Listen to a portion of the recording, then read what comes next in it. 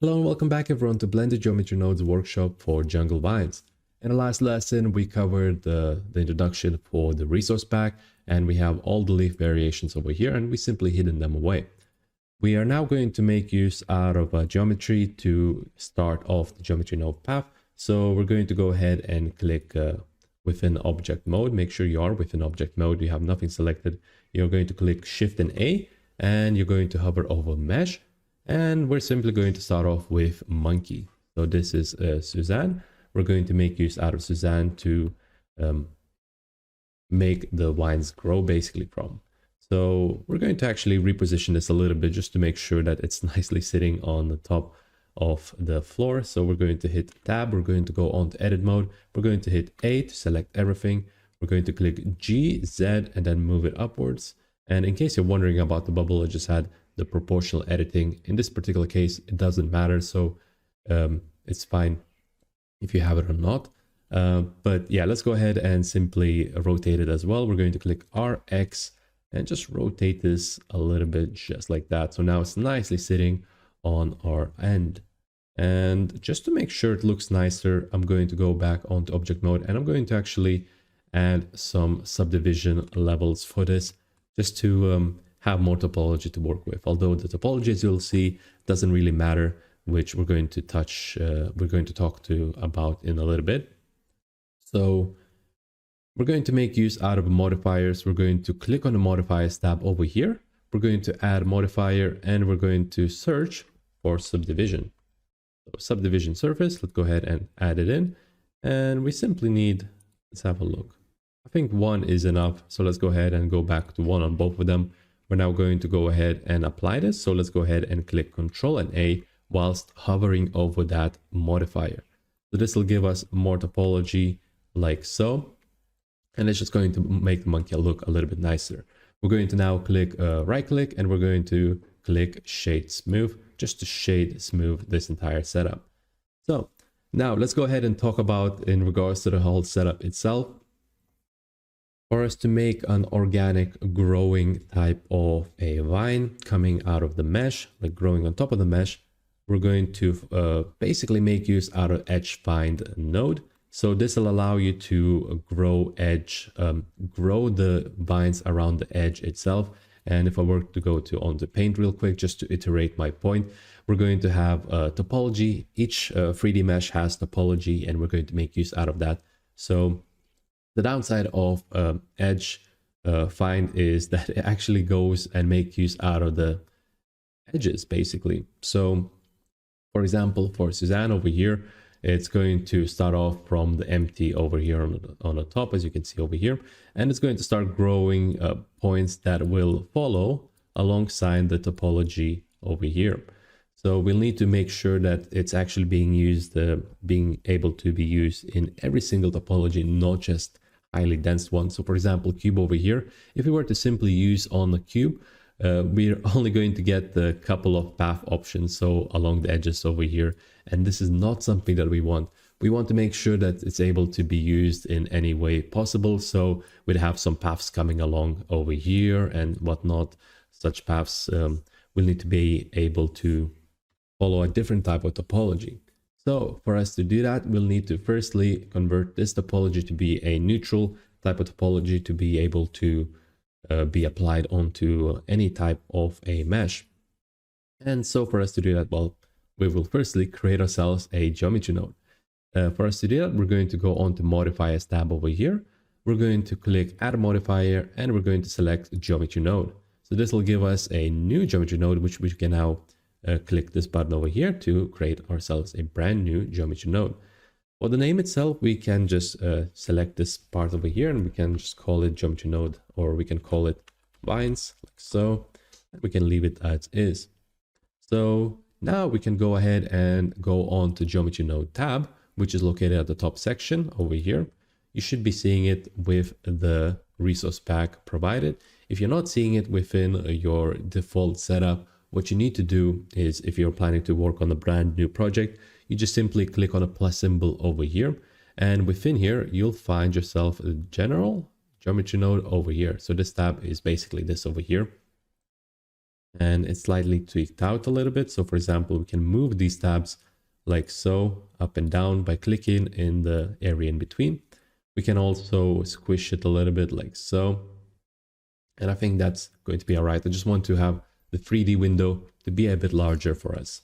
So now that we have ourselves the brand new setup with the geometry nodes, we can go ahead and start by creating the density, neutral type of density out of the mesh, so we'd be able to make use out of the edge pathfind. For us to do that, we're going to make use out of the graph node section over here at the bottom. This is where the magic will happen basically for the geometry nodes.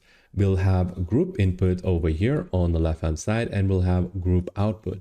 So group input will allow us to input all the parameters necessary. We'll be able to create our own parameters afterwards. But by default, it's set up by having inputted the default geometry that it has over here, and it outputs the geometry basically that we have. So that's why it's showing up as a default geometry with the original mesh that we have.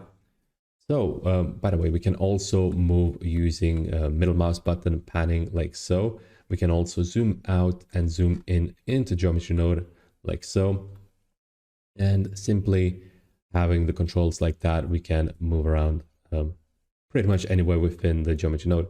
In case you're going off from a distance and you're a bit lost within geometry node and you're not seeing where the selection is, you can click delete button on the numpad, so a small dot, and it'll refocus on a selection that you had.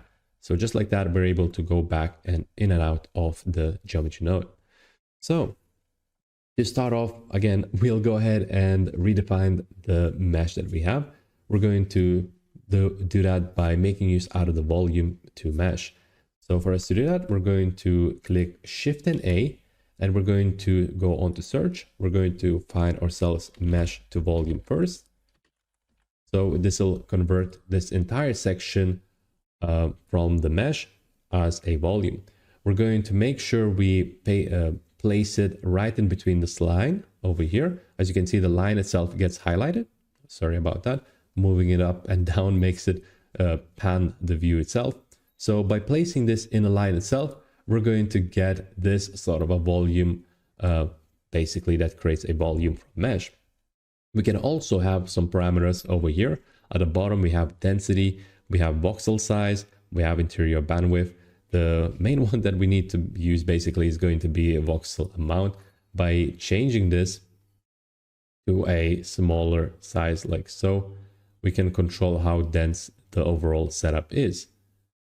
And actually, by combining this with the density itself, you're able to determine the resolution of this mesh. So if I set this to something like 1000, we can have a much clearer setup. And if we now increase the voxel amount, we can see that we're getting more and more of a shape out of this in regards to the original mesh. So that's pretty much it in regards to that. We're now going to make use out of this and convert this to a mesh. The reason we need to do that is basically we need to get back those edges. We need to make sure that the Pathfinder is properly set up with any type of a mesh again. So for us to do that, we're going to go ahead and click Shift and A. We're going to search for volume to mesh. Volume to mesh, so this one over here.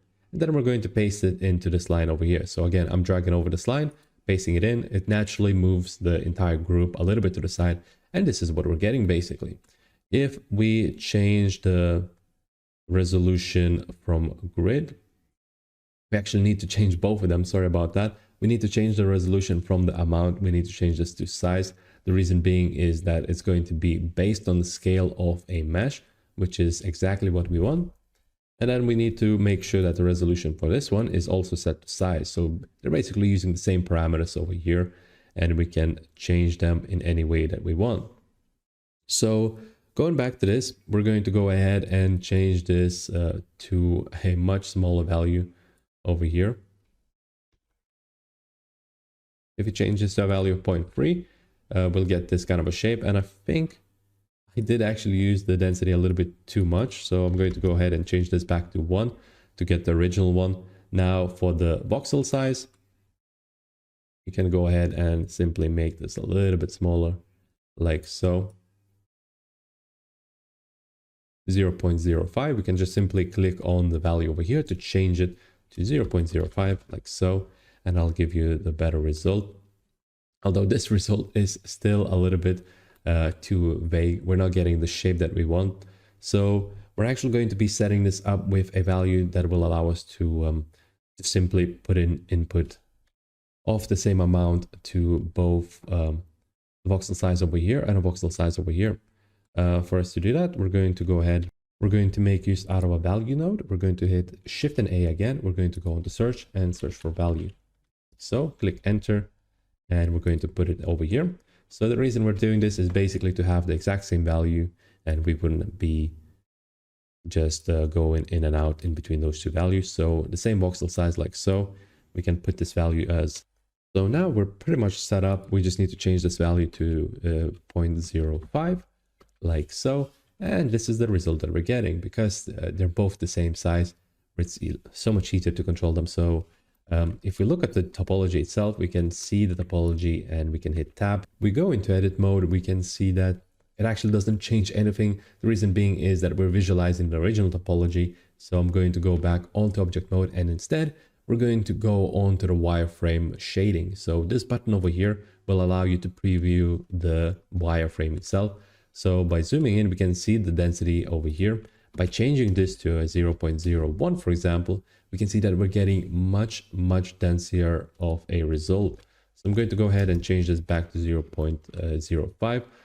But if we want to, for example, like an ear over here, if we want to make sure that it captures the ear itself, we can increase this value and it'll give us less and less of a gap. For now though, let's go ahead and keep this as 0.5 actually. One thing that we can also do is, in order to fix this ear, is if we change the interior bandwidth, which controls basically how close to the mesh it is. So if we change this to a value of, well, as close as possible, 0.001, we're going to get these ears back. So even though we're not changing the density, this is still going to be in capturing, which is pretty important, especially for the vines when we want to grow around smaller objects and smaller areas. So now in the next lesson, we're going to be setting ourselves up. I'm actually going to go back onto normal wireframe like so. In the next lesson, we're going to be setting ourselves up with a point, which will allow us to start growing our vines from. So yeah, thank you so much for watching, and I will be seeing you in a bit.